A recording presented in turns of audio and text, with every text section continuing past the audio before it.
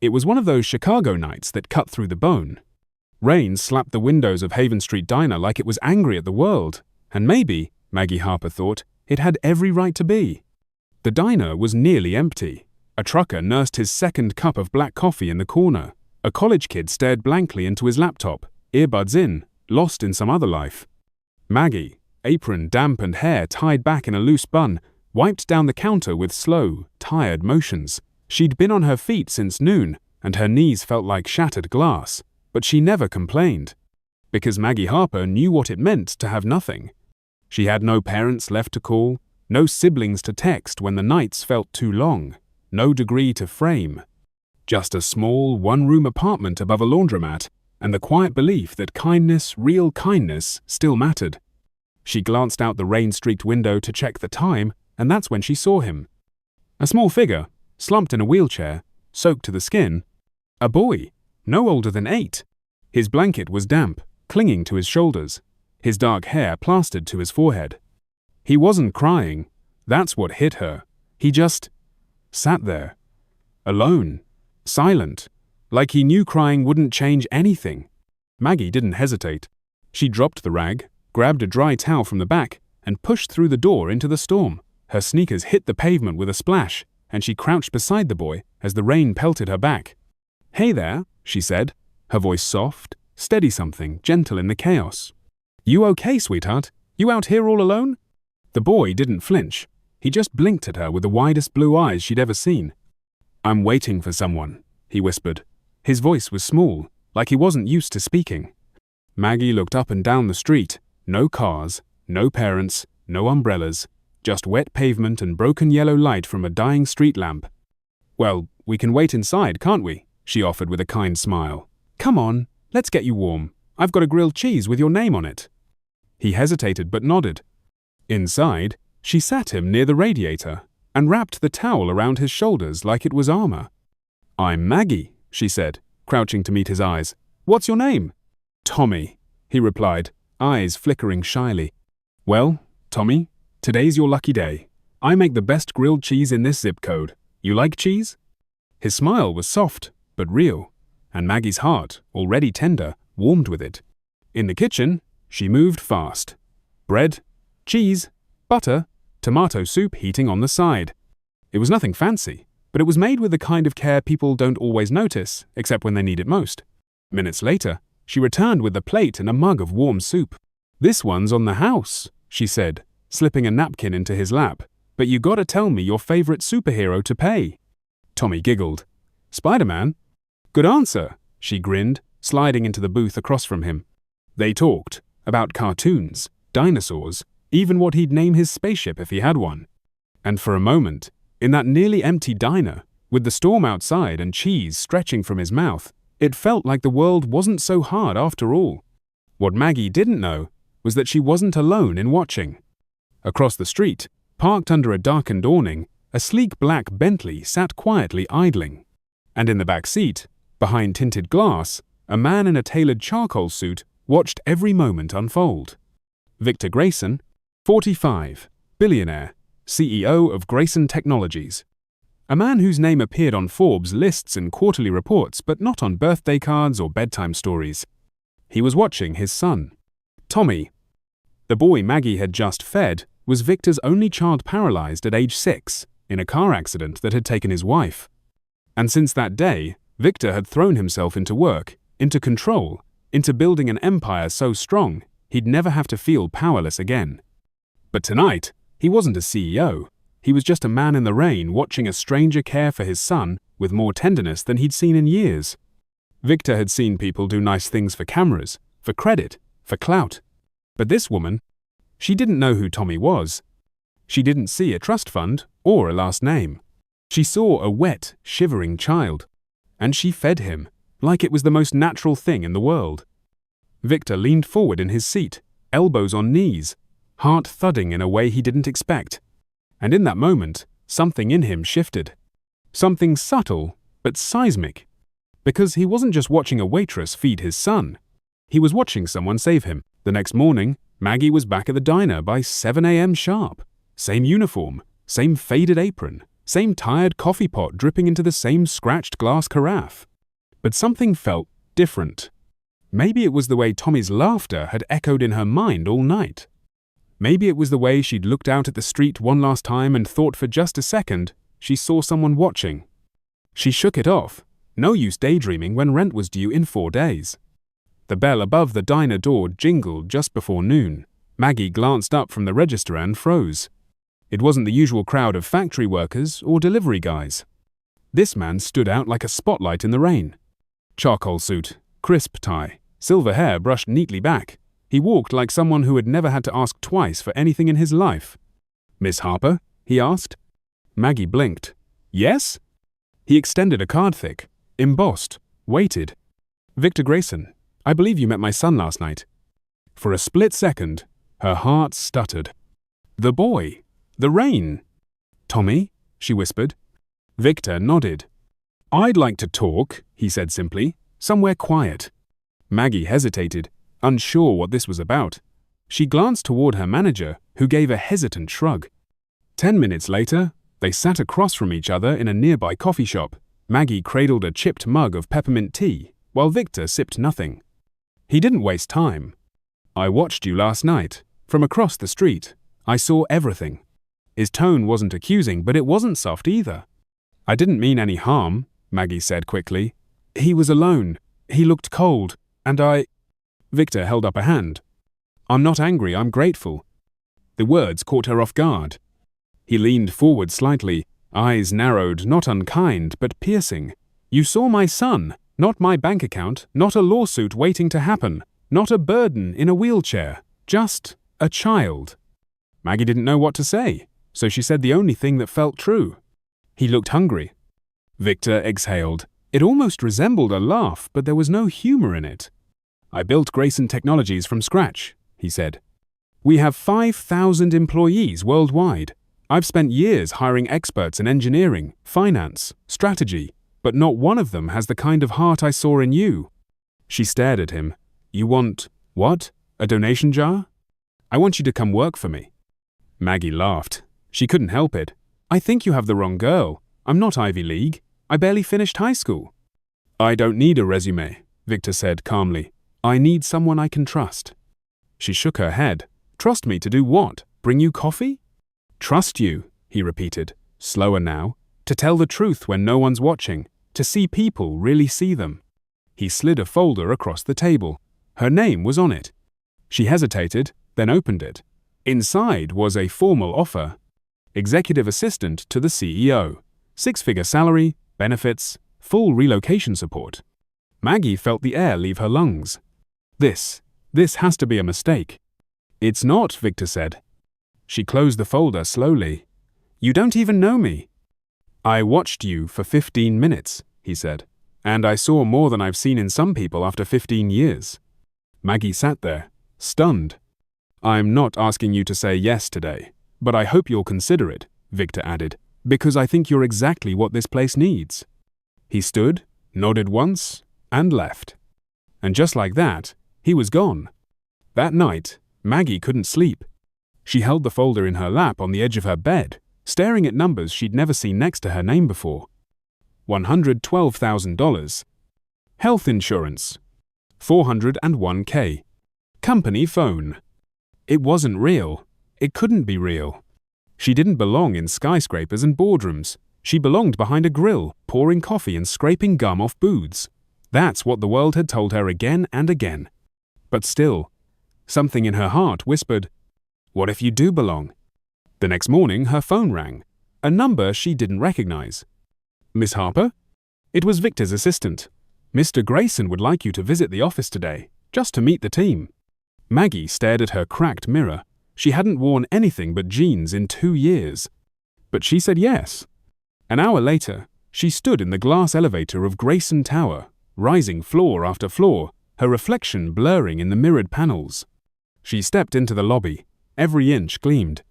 And everyone stared. She felt them sizing her up. Her thrift store jacket, her sneakers, her silence. But she kept walking, because something told her no one else would write this story for her. If she wanted a different ending, she'd have to show up and claim it herself. The conference room smelled like leather and money. Maggie stood beside Victor as he introduced her to a dozen of the sharpest minds in his company, executives in tailored suits, manicured nails tapping against tablets, eyes blinking in confusion. "This is Maggie Harper," Victor said evenly. "She'll be joining us in a new capacity." Silence. Not the polite kind, the cold, brittle kind. Someone coughed. A woman with glossy red lipstick whispered something to the man beside her. Maggie heard the phrase "PR stunt" slip through the air like a poisoned dart.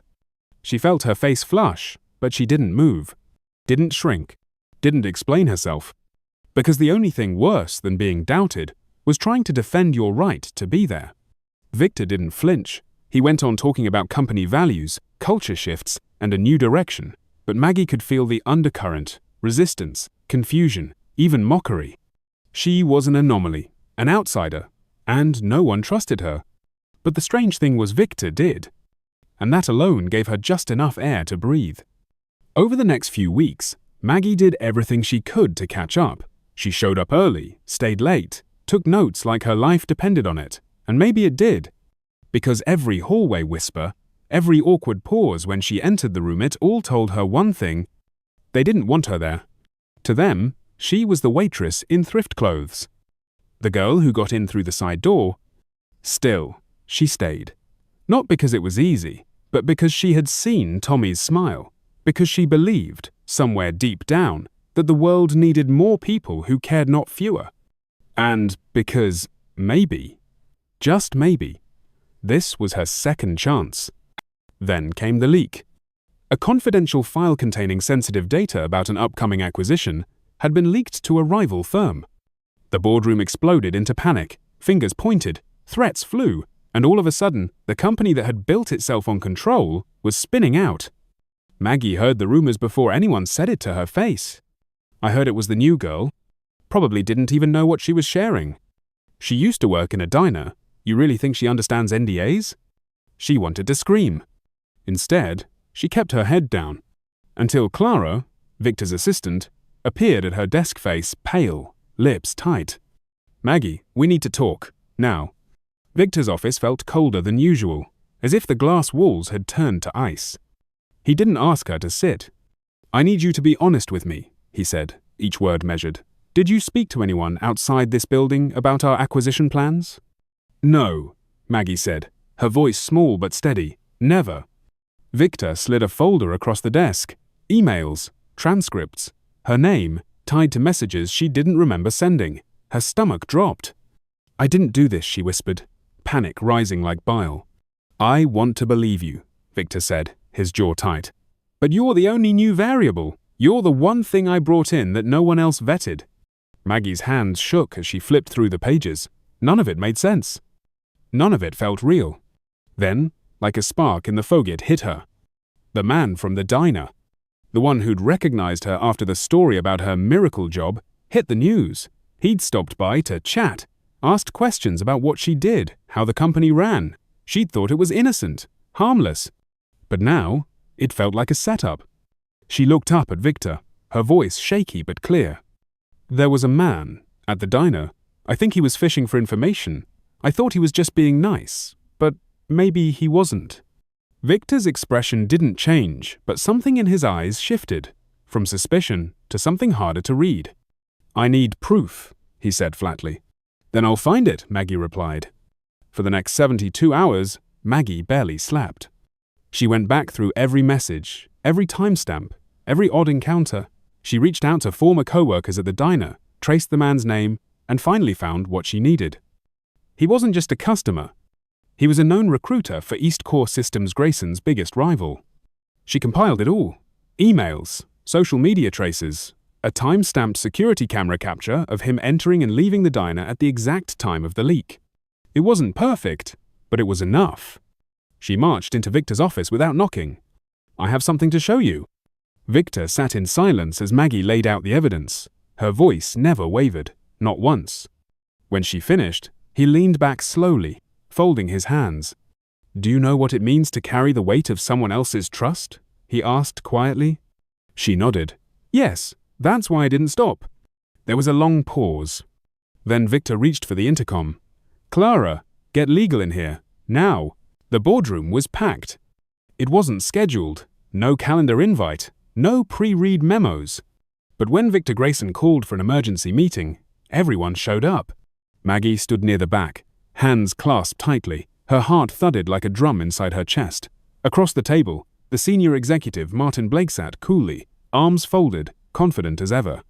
He had always been polite to her, smiling, courteous. Too courteous.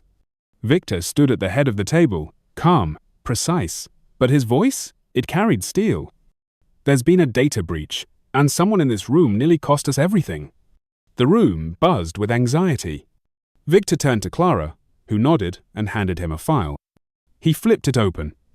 And for the past 3 days, someone who didn't have to, someone who had every reason to quit chose instead to stay and find the truth. His gaze shifted. Across the table, toward Maggie. She felt her throat tighten. Miss Harper uncovered evidence that a trusted executive has been leaking sensitive data to our competitors. Emails, transfers, conversations logged from a compromised device. He turned, locking eyes with Martin Blake. And that executive is you? The room exploded into gasps. Chairs scraped, mouths dropped. Martin stood. This is ridiculous. Victor cut him off. Legal has already confirmed the findings. You'll be escorted out by security, and you'll hear from our attorneys by morning. Maggie watched as 2 guards entered the room. Blake's face crumbled, no longer smug, no longer powerful, just exposed. He looked at Maggie, disbelief painted across his face. And for the first time, she didn't look away. When the room cleared, only 2 people remained, Maggie and Victor. He leaned on the edge of the table, watching her quietly. There was no more doubt in his eyes, no more calculation. Only gratitude. You didn't have to do that, he said softly. Yes, I did, Maggie replied, because someone finally gave me a chance, and I wasn't going to let a man like him ruin it. Victor nodded slowly. Then he smiled, not the kind you give at press conferences or gala dinners. A real one. You've done more for this company in a month than some have in a decade. Maggie gave a small laugh, tears prickling at the corners of her eyes. And here I thought I was just good at grilled cheese. You're good at truth, Victor said. He reached into his coat pocket and pulled out a new envelope. She didn't want to take it, but he placed it gently in her hand. Inside, a revised offer. Chief Integrity Officer. Salary, more than double. An office, a staff, a future. Maggie looked at him in disbelief. I don't even know what a Chief Integrity Officer does, she whispered. Victor's eyes warmed. Exactly why I want you to do it. Weeks passed. Maggie moved into a small apartment near the lake, the kind with windows that actually locked and a stove that didn't leak gas. She took classes online, learned corporate ethics, communication strategies, negotiation techniques. Her days were full, but in a way that felt alive, not exhausting. Tommy visited often. He'd roll into her office with drawings and dinosaur facts, always asking if she had more soup.